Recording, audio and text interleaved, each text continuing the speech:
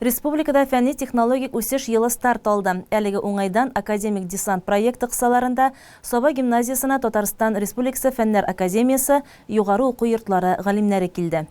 Галимнәр десанты Татарстан Яңа гасыр республика күләм иҗтимагый хәрәкәтенең башкарма комитеты рәисе, Татарстан Республикасы Дәүләт Советы депутаты Алсу Тарханова җитәкчелегендә килде.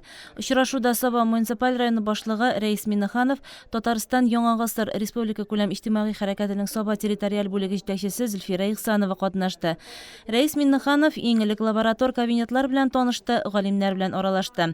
Алга таба Дәүләт Советы депутаты Алсу Тарханова сәхнәдән районыбыз мәктәпләреннән очрашуга килгән укытучыларны сәламләде. Район башлыгына җир хартиясын бүләк итте. Җир хартиясе яшьләрне һәм шул исәптән өлкәннәрне дә 21 гасырдагы дөнья күләм тыныч, гадел һәм тотрыклы яшәеш принципларына өйрәтүче документ. Аның идеясе Татарстан Яңа гасыр иҗтимагый хәрәкәте максаты белән дә туры килә. Наша планета нуждается в нашей помощи. Это мы объясняем и взрослым, и детям, и молодежи. И объясняем, что республика, страна и вообще весь мир погрязает в мусоре. Вот это они должны знать.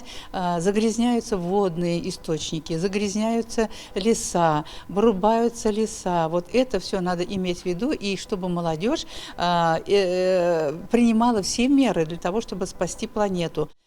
Бұл академик десантның мақсаты республикабызда ел башыннан игълан ителгән фәнни технологик казанышларны үстерүгә багышланган һәм шуның негезендә өлкәннәрдә дә һәм үсеп килүче яшь буында тирә-юнебезгә шундый игътибарлы, ихтирамлы караш тәрбияләү һәм кеше үзенең тирәлегендә нинди генә гамәл кылса да, мин тирәлеккә зыян китермимме, мин киләчәк буыннарга үземнән соң табигатьне ишек итеп калдырам дип уйлап, акыл белән эш итә торган шәхес тәрбияләү. Галимнәр укучыларга экология проблемаларына багышланган лекция, аларны чишү юлында тормышка ашырылучы федераль программалар турында сөйләде. Мәктәп, югары уку йорты, җитештерү тармагы һәм фән.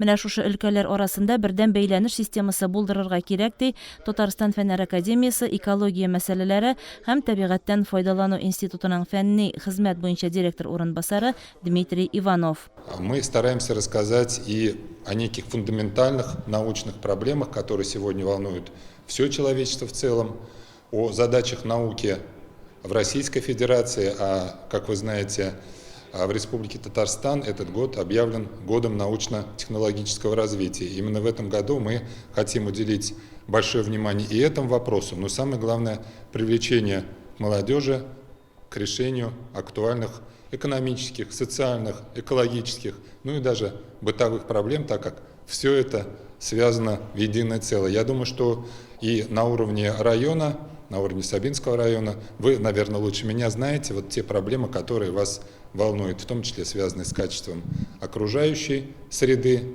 Соба районы тарихы турында да документаль фактларга нигезләнеп кызыклы презентация булды. Аны тарих фәннәре кандидаты Татарстан Республикасы Фәннәр академиясының Шихабетдин Мәрҗани исемендәге Тарих институтының өлкән фәнни хезмәткәре Бәхтияр Измайлов үткәрде. Чтобы немножко показать сегодня вам, чем же мы таким занимаемся, мы привезли 3 объекта. Первый объект, это, наверное, может быть, кто-то из вас уже видел. Вот здесь вот он в чайнике, мы его заварили. Алга таба Казан Милли тикшеренү технология университеты, Казан энергетика институты, Казан федераль университетының экология һәм табигатьтән файдалану институты вәкилләре укучылар белән берлектә 3 лаборатор мәйданчыкта төрле тәҗрибәләр ярдәмендә туфрак, су кебек табигать материалларын тикшерделәр. Нәтиҗәләре белән дә таныштырдылар.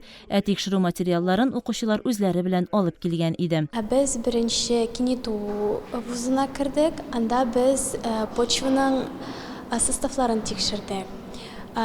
Специальный тайский чай буенча.